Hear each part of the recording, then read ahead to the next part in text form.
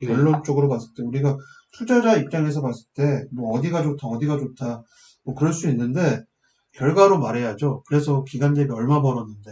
네.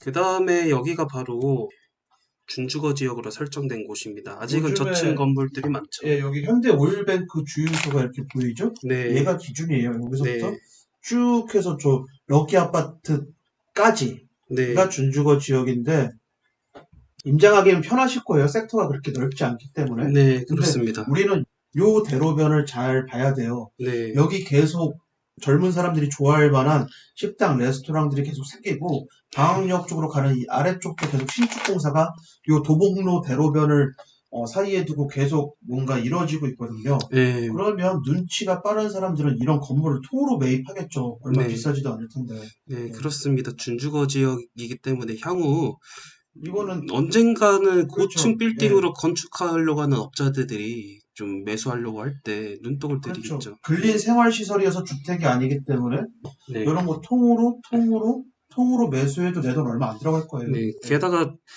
이제 인구가 또 늘어나잖아요. 도봉역 외가라든지 뭐 그런 것도 있고, 그리고 도봉 2구역이 또 재개발 잘 돼가지고 또 새로운 입주민들이 또 생기고, 방학역이랑 뭐 은근 좀 도보로 이렇게 가면은 지근거리예요. 지근거리기도 하고, 근데 또 방학 역세권에 또 계속 오피스텔이라든지 그리고 뭐 신축 원룸이라든지 그런 사업들이 활발하게 이렇게 하고 있잖아요. 그렇게 되면은 이 도봉 역세권으로 이렇게 가는 이 가로구역이 굉장히 좀 활성화가 될 가능성도 또 있어 보입니다. 자, 생활권 계획을 좀 볼까요?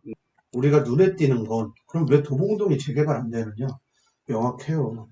최고고도지구 보이시나요? 네, 이게 지정이 되어 있는데 지금 방학동 재개발 선동하는 것도 그래서 네, 이것 때문에 원래 안 되는 거죠. 그런데 최고고도지구에 말도 안 되게 준주거 지역을 서울시에서 설정을 했습니다. 예. 네, 어떤 그렇습니다. 목적의식을 가지고 설정을 했겠는데 그 이유가 뭐죠? 상업 업무 기능을 도입하겠다. 이게 뭐죠? 지금 하고 있는 얘가 지금 리모델링 된 식당인데 이게 네, 스시집일 거예요. 예. 네, 얘가 리모델링 된 식당. 이런 게 계속 이제 생길 예정일 네, 겁니다. 예. 스시집, 고깃집 뭐 예. 이런 거 막 있는데 예약해서 먹어야 된다고 해서 지금 연속으로 4번 정도 거부당했는데 네, 예약했냐고 물어보더라고요. 그래서 네. 맨 처음에 그냥 들어갔을 때는 그때는 손님이 별로 없었는데 굉장히 막 손님을 이제 가려받을 정도로 이제는 상권이 좀 활성화가 된 듯한 느낌입니다. 그리고 성대 야구장 같은 경우는 여기 네, 이제 복합 개발을 하겠다고 네, 나와 있죠. 여기 네, 보면은 이제 복합 개발하겠다. 이게 뭐죠? 주복합 개발하겠다. 그럼 뭐죠? 지금 자연 녹지 지역 그린벨트 지역인데 네. 상업지역 종상에 하겠다. 월계동 이마트 트레이더스처럼. 예. 제 생각에는 어쩌면은 인구가 어느 정도 유입이 증가됐을 때 그쯤에 다시 협상을 할 것 같아요. 성대 야구장 부지하고 관련된 협상을 사마라파트, 다시. 네, 유원아파트, 극동아파트 재건축이 이루어지고 네, 그리고 이제 상계주공 아파트들이 어느 정도 재건축이 가시화된다면 네. 그러면 이제 협상하겠죠.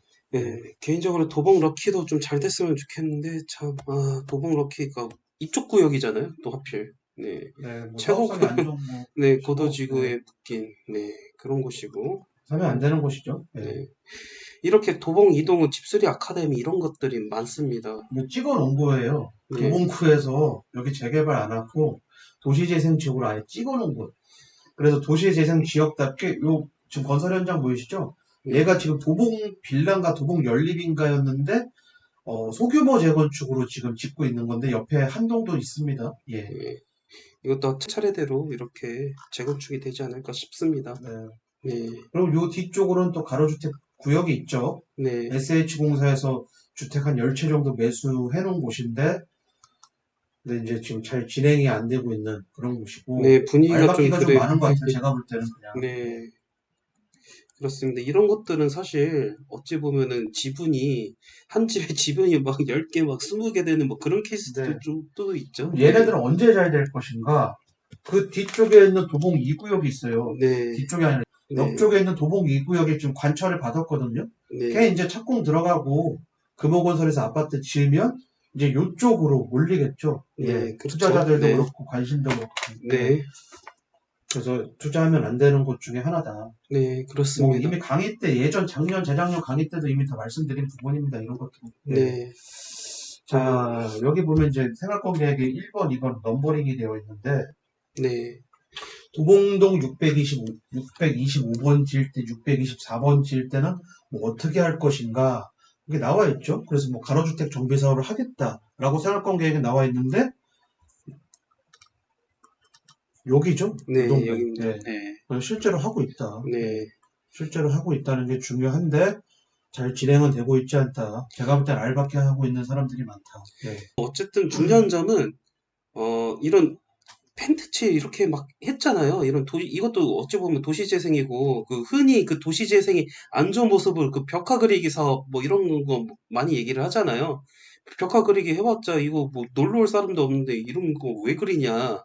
근데 이 구역을 가로주택 정비 사업을 하는 거는 이미 오세훈 서울시장님이 2기 도시재생 사업지 사업을 시작하겠다라고 이미 선포하기 전에 이 선제적으로 시작한 거예요, 사실. 네, 사실 선제적으로 시작했고, 앞으로 기존 도시재생 사업지들이 무의미한 벽화 그리기 사업을 했었던 곳들이 집중적으로 재개발이라든지 가로주택 정비 사업, 그리고 무화주택 사업, 뭐 이런 것들이 활성화될 것 같은데, 그렇다고 모든 이런 노후주택들이 전부 다 재개발이 된다라는 보장은 없습니다. 네.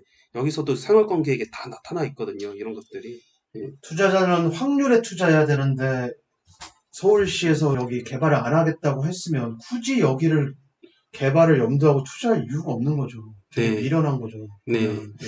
이미 이 생활권 계획에 노후도 현황 이렇게 딱 적은 것 자체가 적었는데 뭐 정비 계획을 보면은 재개발이랑 관련이 없어요. 그렇다면은 지금 노후도는 충족되었으나 재개발 안 하겠다는 그런 노후도는 의미잖아요. 충족되었으나 네. 재개발 안 하는데 가서 임장해 보면 신축 빌라가 활발하게 지어지고 있다. 네. 그래서 결국은 이럴 수밖에 없는 곳이다. 네. 그럼 이 최고고도 지구에서 만약에 극적으로 재개발이 되면은 어떤 식으로 되죠? 타운하우스. 네. 네. 그렇습니다. 돈 많이 들여서 타운하우스. 근데 네. 부자의 동네도 아니잖아요. 여기가 한남동처럼. 확률에 네. 투자해야 돼, 확률에. 요거는 네. 이제 도봉 2동, 그, 도봉 2주택 재개발 구역이죠. 예. 네. 그래서, 묵묵히 잘 되는 곳들은 조용하게 잘 되고 있다. 예. 네. 진심으로 잘 되는 곳들은, 여기도 사실 상권이 좀 강해요. 그 신도봉 시장 상권이에요. 네. 근데 그 옛날, 도봉구청의 미연 공장, 네. 도봉동 한신아파트에 있는데 삼양라면 공장일 거예요, 아마. 네. 그렇습니다. 걔네들이 존재했을 때는 도깨비 시장, 방학동 도깨비 시장을 뿐만 아니라 이 일대 어떤 시장보다도 굉장히 활성화된 시장이죠. 네. 근데, 역사 속으로 사라지면서 네. 이제 시장이 완전 죽었죠. 죽었으니까 상인들이 이제는 비대를 형성을 못 하는 거예요. 여기 네. 상인들이. 그래서 요거 다 상가들 다 지금 장사를 안 하고 있습니다. 네. 그러니 이제는 잘 되고 있고 관리처분 계획인가 고시 해가지고 네. 금호건설이 하고 있는 그런 곳이죠. 벌써 예. 이주 사무실이 있는데 올해 9월에 좀 준비를 하는 것 같아요. 이주 및 철거를. 예. 그렇게 되면 진짜 개인적으로 좀 많이 아쉬운 게 그 순대골목 있잖아요. 네, 그러니까요. 거기 곱창이 맛있는데. 네. 거기 그 심지어 서경파파님 그 예전에 그 곱창 그거 맞아요. 네, 블로그 썼죠. 블로그에도 또 올리기도 했잖아요. 에휴, 네. 뭐 다른 데 이전하겠죠. 다른 데 이전하면은 뭐 거기 가서 먹으면 되니까요. 네. 그렇죠. 예. 네. 그렇게 그렇게 되면은 계획이 이제 서원 아파트는 네. 어떻게 되는 거죠? 서원 아파트의 탁 트인 도봉산 뷰는 못 보게 되는 거겠죠? 네. 예. 이제 남은 건 이제 중랑천 뷰밖에 없어지게 되겠죠. 네, 네. 그래서 이미 이제 개발 계획이 좀 나왔고, 네. 그럼에도 불구하고 여긴 투자하지 말라고 그랬어요, 제가. 왜냐. 이 금액이면 상계조금 투자해도 됐거든요. 네, 근데 걔가 그렇습니다. 훨씬 더 돈을 많이 벌었으니까, 네. 결론적으로 봤을 때, 우리가 투자자 입장에서 봤을 때, 뭐 어디가 좋다, 어디가 좋다, 뭐 그럴 수 있는데, 결과로 말해야죠. 그래서 기간 대비 얼마 벌었는데, 네. 그걸로 이제 우리는 판단을 해봐야 됩니다. 네. 여기 가성비가 좋지 않아요, 사실. 네.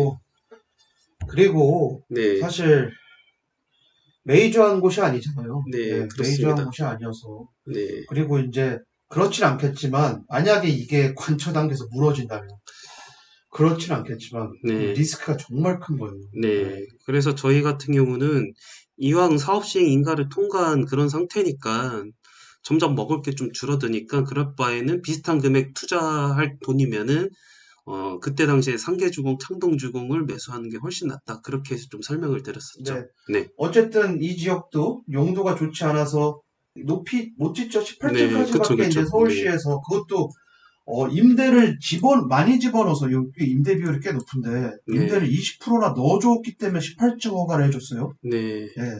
임대를 안 넣었으면 15층 정도밖에 안 됐을 거예요. 근데 네, 2종 주거 지역의 용적률을 넘어서 거의 뭐 3종 주거 지역의 용적률을 받았는데 네. 근데 이 아래쪽으로 쭉 내려보시면 아래쪽 사진이 있을 텐데 여기 있네요. 얘네들 몇 층 짓는다고 그랬죠?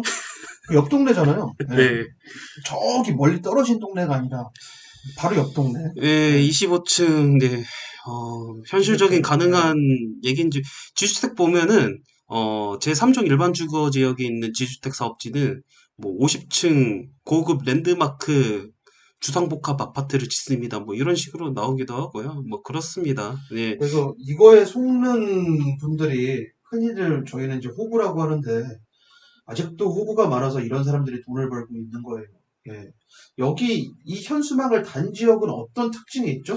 방학역 거의 근접한 지역이어서 네, 옆에 그 원룸도 보이겠지만 네, 원룸이 바로 이렇게 여기 있죠. 1인가 원룸들이 계속 지어지고 있는 곳이죠. 예. 네, 그래서 참 무슨 생각을 하고 여기다 현수막을 달았는지 생각을 해보면 여기서 길 하나 건너면 선도사업지예요. 예, 네, 국가 선도사업지, 네, 방학역세권. 네. 그래서 이제 여기다 선동을 하지 않을까. 그래도 네 이거의 의미는 딱 하나 있어요. GTX C 노선의 기대감 때문에 이제 업자들이 완전 도봉동까지도 이제 네, 쳐다보죠. 쳐다보게 되었다. 네. 그 점이 가장 중요한 포인트입니다. 네, 그거 외에는 더 의미가 없어요. 그럼 우리는 돈이 정말 없다면 네, 여기다 투자할 게 아니라 제대로 된 GTX 역세권인 의정부 역세권이나 덕정 역세권이라도 가야 돼요. 네, 네, 차라리 그렇습니다. 그게 더 안전하죠. 네. 아, 이제 방학동에 대해서 설명을 드릴 건데, 방학동 파트부터는 잠깐 다음 컷으로, 쉬었다가 네, 하겠습니다. 감사합니다. 감사합니다.